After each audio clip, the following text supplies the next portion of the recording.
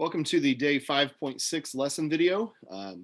This has been delayed a little bit, so I apologize for that, but here we go. We are ready to talk about our final lesson of Unit 5, and that is the applications of right triangles and trigonometric functions, okay? And so we're going to be talking about some different ways that we can apply the different things we've been covering when it comes to trigonometry. And so right now we're going to start with an area application. Now you might remember the area of a triangle is 1/2 base times height, okay? You might remember the area equals 1/2 base times height, or base times height divided by 2 for a triangle.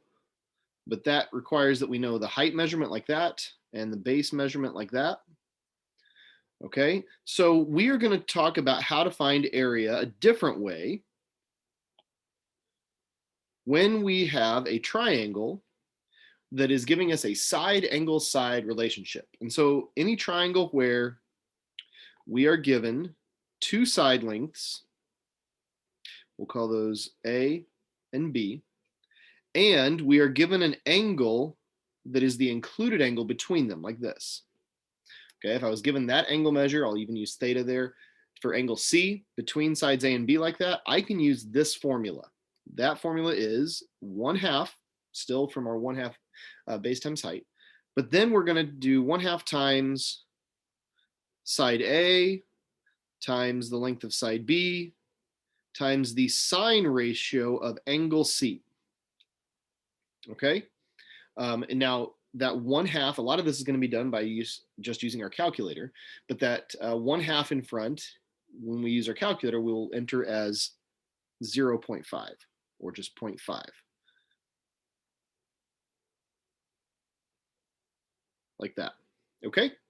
And so this is a very specific application. You'll see these triangles here. The angle does not have to be a right angle. We don't have any right angles here in these triangles. This is one of the few examples in this unit where we don't have right triangles. And so in this first example, using our formula, 1/2 AB sine C, one of these sides is our A, the other side is a B, and that's angle C. So our formula is just 1/2 times 7 times 4 times sine of 96 degrees. And then we just entered that in the calculator exactly as it's written. But instead of that 1/2, we'll use a 0.5. So we'll bring up our calculator. Okay, make sure it is set to degrees. So we hit on these calculators, we hit mode. You'll notice it's not set to degree, it's set to radian. So you can scroll down to that line and over to degree, hit enter to set it. Or if you're on a touch screen, you could just tap it like that. Okay. And then second mode again quits out of that menu. Now we're set. So like I said, we're going to do 1/2 times 7 times 4 times sine 96. All right.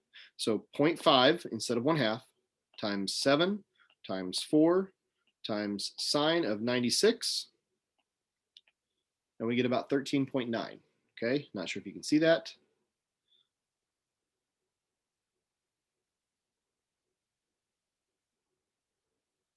Okay, 13.9. Now, it's always sine. This formula always uses sine. This is one of the few times we don't have to guess whether it's sine, cosine, or tangent. We're only using sine for the area formula. And that gives us 13.9 square inches. Area is in square units. So if you're writing units, make sure you put the exponent 2. All right, let's try another one. Here, A is 8, B is 3, or you could switch those, doesn't matter. But the angle C is 98 degrees. So this would be 1/2 times 8 times 3 times sine of 98. And then we just go to the calculator. 0.5 times 8 times 3 times sine of 98. We get about 11.9 square yards. Okay. And for number 3, you've got 8 and 6 for those lengths, A and B. So it's 1/2 times 8 times 6, and then times sine of our angle C is 87. All right, so we can put that in the calculator. 0.5 times 8 times 6 times sine of 87. And we get about 23.96, which rounds up to 24.0, or just 24. And that would be square centimeters. Okay. So if you have any questions or the calculator is giving you different answers, make sure you're kind of sending me a message asking me for some help on that. But that's one application of our area formula that uses sine. So as we continue on, we're going to look at another special kind of application using trigonometry, using our sine, cosine, tangents, study of right triangles. And that is using something for what we call an inscribed polygon. And an inscribed polygon is, as you see from this picture, is a polygon, any number of sides, but in this specific case, this is a pentagon. But any polygon inscribed in a circle means that each vertex of that polygon is on the circle. And these are regular polygons that we're using for this, meaning all the sides are congruent, okay? So as we look at this, all 5 sides here would be congruent, okay? We're gonna look at how to find some different things here. First, we're gonna look at how to find the area of a regular polygon inscribed in a circle. So the first thing you're going to do is draw a picture and label the given measurements that they give you. Now, most of the time, I'm going to give you at least the circle, if not the circle with the polygon drawn in also, but you do want to use that to start. And the second main idea is to split the shape into triangles. In doing so, splitting the shape into triangles, the way you do that is using the radius, which is always given to you. They'll always tell you how long the radius is, and that's important. So in this specific example, it says the radius is 14. So the radius of your circle, remember, goes from the center. So I'm going to estimate about where I think the center of that polygon is, the center of the circle. And I'm going to draw every radius to a vertex of the polygon, and you'll see it makes these triangles. And you don't have to draw it perfectly, but you get a pretty good idea here. And you see that that creates, in this case, 5 triangles because there's also 5 sides. All right, but we're going to use that radius. And because every radius of a polygon, or sorry, every radius of a circle, if it's for the same circle, is congruent to another radius of the same circle, these are all congruent segments. And it says they're all 14 inches. So I'm just going to draw one of them in. Okay. So that's the first step, is to split it into triangles using the radius. Then, in order to find the area of this polygon, I can find the area of one of these triangles using that formula that I just used, as you'll see down here in step 4. But before I do that, I need to know an angle measure. So we're going to talk about something called a central angle. Okay, a central angle. That's this interior angle that step 3 here is telling us to find. Okay, and that's this angle here. We're looking for this angle. Okay, that angle would be the same as the other 5 all the way around. If I added all 5 of those central angles of those triangles, I should get 360 because that's a full circle. You should remember a full circle is 360 degrees.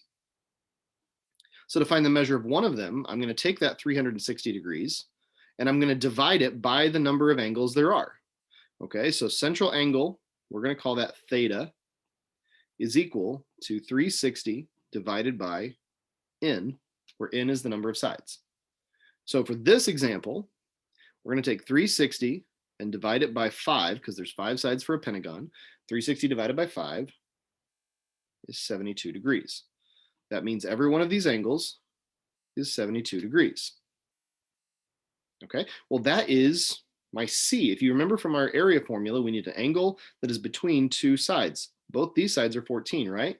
So that's like my A and my B, and this is angle C. So I can find the area of one of those triangles using this formula. 1/2 A times B times sine C. But A and B in this case, for all of these examples, are going to be equal to each other because they are each a radius. So A equals B equals R. Okay, and then C equals that theta, that central angle we were just looking at. Okay, so in this case, I'm going to do 1/2 times one of those sides is 14. The other side is also 14 times sine of that central angle, 72. And I'm going to plug that in the calculator.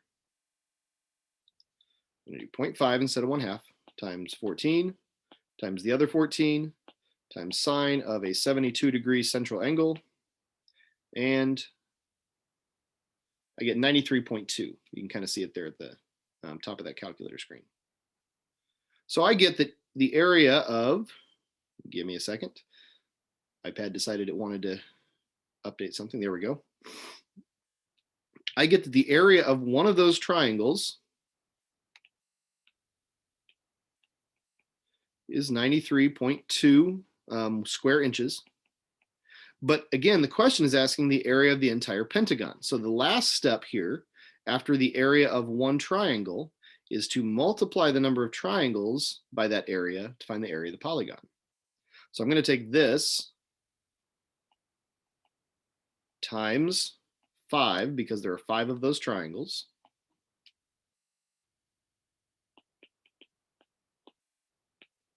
And I get 466.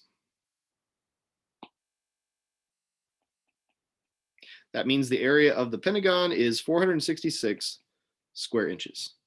Okay, so a little bit of work here to find that area, but really remember you're breaking it down into individual triangles, finding the area of one, multiplying by how many there are.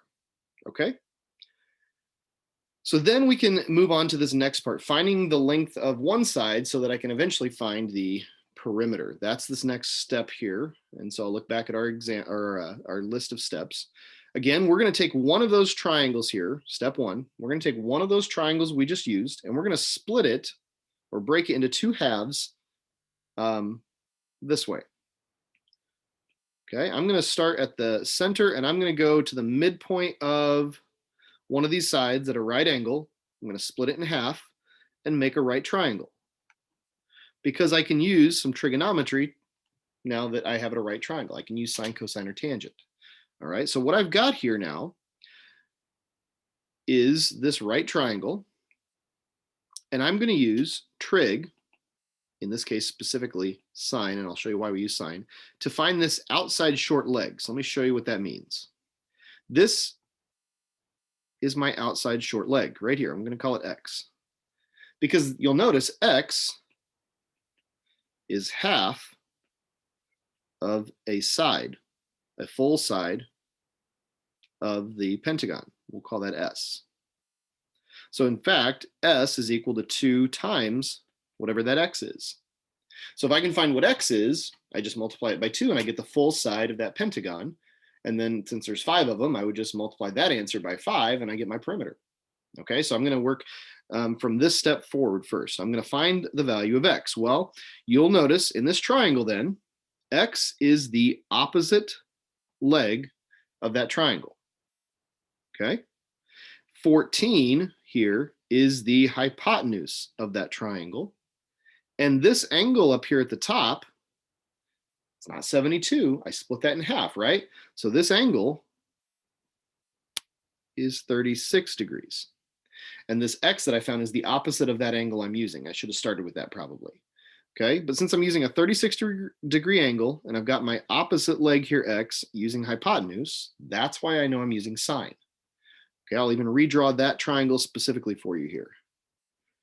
Okay, that right triangle I just split, there's x, that's 14, this is 36 degrees, okay? Because I have my SOHCAHTOA that tells me opposite over hypotenuse means I use sine, I can set up this proportion. I can say sine of 36 over 1 equals the opposite leg x over the hypotenuse 14, and then I can cross multiply to solve for x.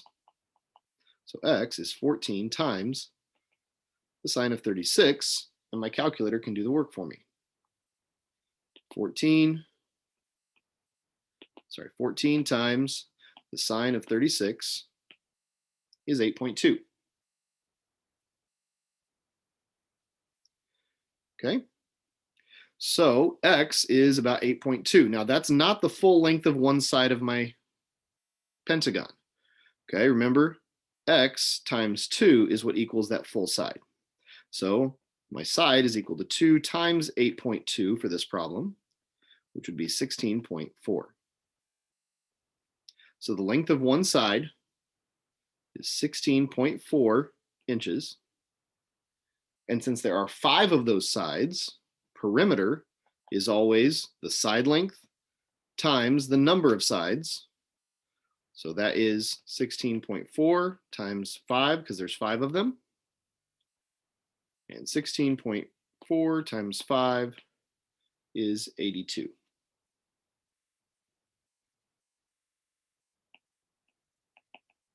Okay, so the perimeter of this pentagon is 82. A lot of steps there, but it kind of gets easier if you can follow these. Let me finish filling in these blanks for you. Okay, so we used trig to find the outside short leg. We multiplied by 2 to find the whole side of the polygon. Then we're going to multiply, this is a typo here in step 4. We're going to multiply not the leg, but the side, the whole side we just found from here, by the number of sides there are to find the whole perimeter. Okay? So let's take a look at another one. We're going to kind of follow the same steps on this next one. I didn't give you the full picture, but we can easily fit that in. We can easily draw that ourselves. Okay, this time it says that it's a hexagon, a regular hexagon with a radius of 7. Okay, hexagon has 6 sides. So number of sides equals 6. So I'm going to mark my center. Okay, I'm actually going to draw a diameter in here all the way across, because having 6 sides, a hexagon is going to be symmetrical because it's got an even number of sides. So I can kind of equally space out 3 sides on top and 3 sides on bottom. I can actually connect them with a full diameter on each of these. It kind of repositions some of them. And then draw in your sides. It's a pretty accurate regular hexagon. I can get pretty close to making a perfect hexagon that way. Okay, so there's 6 of those triangles this time instead of 5 like last time. So if you remember, the first thing we did was we found what we called the central angle measure. Okay, central angle, or theta, is 360 divided by the number of sides, in this case 6. Well, 360 divided by 6 is 60 degrees. Now, if that's a 60-degree angle, okay, if this angle in my central angle is 60 degrees, and each of these sides is a radius of 7, if we look at this, that makes it an isosceles triangle, right? Okay, we've got 2 congruent legs, 2 congruent sides here, making an isosceles triangle. So these angles down here are each congruent. Remember, all 3 angles add up to 180, right?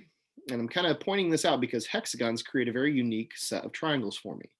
If the top angle is 60, that means the other 2 have to add up to 120, because 180 minus 60 is 120. But they're equal parts of that. They're both the same as each other. So if I take 120 divided by 2, I get these are both 60. So all 3 angles are 60, which makes it equilateral and equiangular.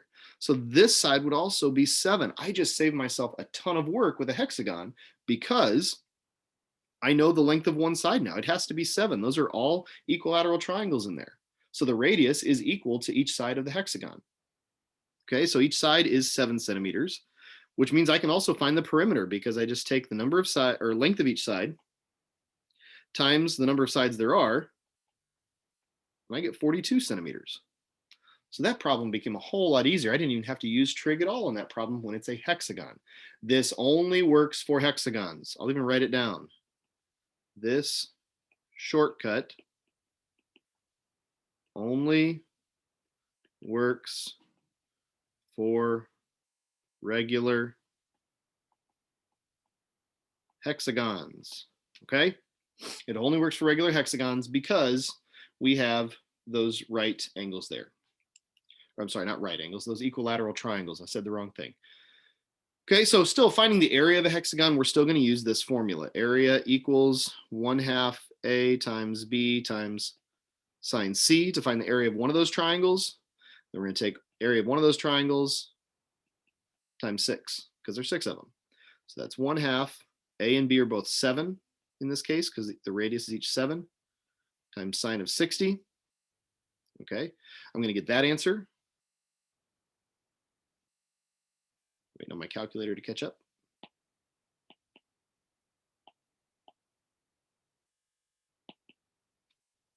Okay, 0.5 times 7 times sine of 60, and I get 21.2.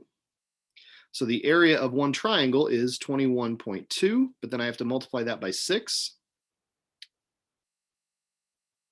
and I get 127.3 approximately.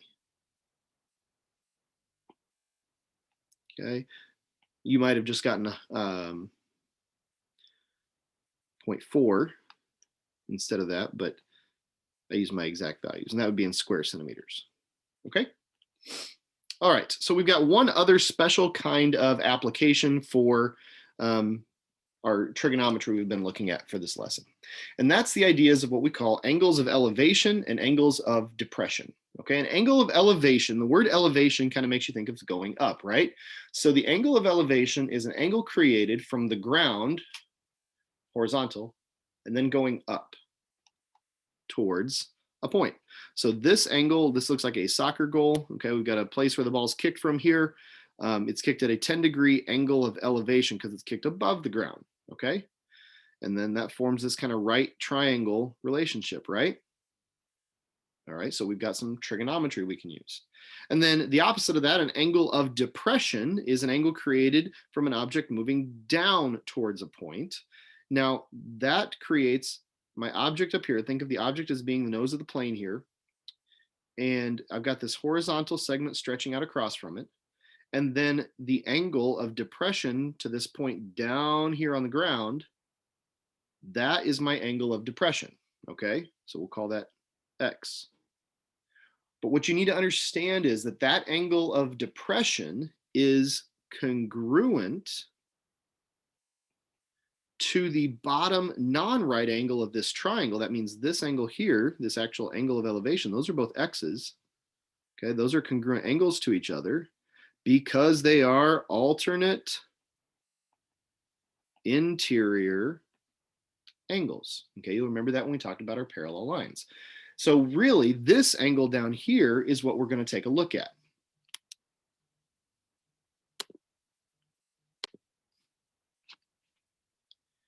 And so we can actually then use these situations to create these right triangles and solve some problems. All right, so for each situation, we're going to draw a picture and then solve for the missing measurement by using trigonometric ratios. And then we're going to, most of the time, round each answer to the nearest tenth. So here's our first situation. Corey is standing 27 yards from the goalpost, and he kicks the ball at a 5-degree angle. If he needs to clear the crossbar of the goalpost, which is approximately 3.3 yards high, will he score a field goal? So this is a football example. We're kicking a field goal, and so, or Corey is. So we've got Corey with the ball down here on the ground. Okay, at the other end of this is where the goalpost comes up, and this is about where he's going to kick the ball. Okay, so he's kicking at a 5-degree angle of elevation. Okay, that has to be going up, right? We know that's an angle of elevation if he's trying to kick a field goal. All right, and so he is 27 yards away from the goalpost. So that's my bottom edge of this triangle here. There's my right angle. So he's 27 yards away. Okay, from there to there. And it asks, will he score a field goal? Well, this is what we're actually trying to find. We're trying to find that height. I don't know that it is 3.3 yards. That's what I'm trying to figure out. I want to see, actually, I want to answer this question. Is X, the side I'm looking for here, is X greater than 3.3? And if it is, then yes, he scored a field goal. If it's not, then no, he didn't. And so now we're going to use trigonometry. Remember from TOA, we need to label opposite, adjacent, or hypotenuse. Well, the 27 is the adjacent leg to that triangle, or to that 5-degree angle, and X is the opposite leg. So I should recognize that I'm using tangent, okay? So I'm going to write my proportion, tangent of 5 over 1 has to equal opposite X over 27 adjacent. And then we cross multiply. 1 times X is X, and then I do 27 times tangent of 5. And then I go to the calculator. Okay, I do 27 times tangent of 5. and I get about 2.36 or 2.4 when I round. Okay, so x is 2.4. 2.4 is not greater than 3.3. That's less than 3.3. He kicks it lower than the goalpost. So will he score a field goal? No, he will not. No is your answer. All right, let's try a few more. Okay, number 2, Jeremy is standing 48 yards from the goalpost and kicks the ball at a 4-degree angle. If he needs to clear the crossbar, approximately 3.3 yards high, will he score a field goal? Well, what I want you to do, I want you to pause the video here and try this one on your own. You're going to set it up almost exactly like the other one. Okay, I'll even kind of show you that part to get started. Okay, we've got Jeremy starting along the ground. We've got the goalpost going up over here. There's your right angle. He's kicking it like this. Okay, I want you to start from there. I want you to fill in the pieces and see if you can try this one on your own. Then click play when you're ready to check your solution. All right, if you need more time, go ahead and keep the video paused. Otherwise, this is what we should be getting. Okay, again, we've got an adjacent leg of 48. X is the opposite. So we do tangent again, and we should get that X is 3.4. Okay, which is greater than 3.3, just barely, but it is greater. So yes, Jeremy actually will score the field goal. All right, we're going to do really just one more of these, number 3, and then I'll let you try number 4 on your own. And I'll display the answer at the end. But number 3, we're going to do together. This is an angle of depression problem from a plane. So think of that being up here, higher. Here's kind of where a plane is, and then somewhere out to the right, down low, is where the airport is on the ground. I'm going to draw in the ground. I'm going to draw a line down from where the plane is, and then this line from the plane to the ground. Okay. So all of that really from this first statement. Okay, angle of depression from the plane on its descent to St. Louis International Airport is 20 degrees. Well, this angle of depression, we start off from this horizontal up at the top and we go down 20 degrees. Okay, it is not this angle. Okay, that's not our angle of depression. That angle of depression is actually outside of the triangle. Okay, it's this angle here. So that's our angle of depression. Now you should recognize it is congruent to this angle of elevation from the airport, 20 degrees. Okay, so that's really what we're using. We're using this angle down here. Okay, it says that the airplane is 31,000 feet above the ground. Okay, 31,000 feet would be this height of the airplane. That's that opposite leg then. You can label it as you go if you want. And then it asks, what is the straight line distance between the plane and the airport? Okay, that straight line distance between the plane and the airport is asking about this, the hypotenuse. That's what we're looking for. X this time is our hypotenuse. Okay, so I'm using opposite and hypotenuse. That tells me I'm using sine from SOHCAHTOA. So sine of 20 over 1 equals the opposite leg, 31,000, over the hypotenuse, x. Cross multiply. This time, 1 times 31,000 is 31,000. That is equal to x times the sine of 20, so I have to divide by the sine of 20. And that cancels on the right, leaving just x. And so that's what I'm going to put in my calculator, 31,000 divided by the sine of 20. Okay, again, just to make sure we're set in degrees. Then you do 31,000 divided by the sine of 20. And hit enter, and we get a big number. But again, this is a distance between a plane and the airport. It's going to be a big number. We get 90,637.9 feet. 90,637.9 feet. Okay. Like I said, we've got another problem here about a lifeguard. If you want to try and do this problem, pause the video. I will show you a solution for it here at the end so you can check your work. But otherwise, that's the end of my instruction.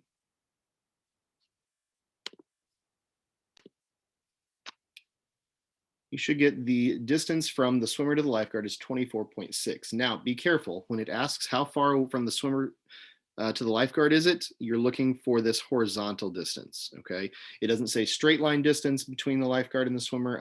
You can make an argument for finding the hypotenuse here instead, but really it's asking about that horizontal distance.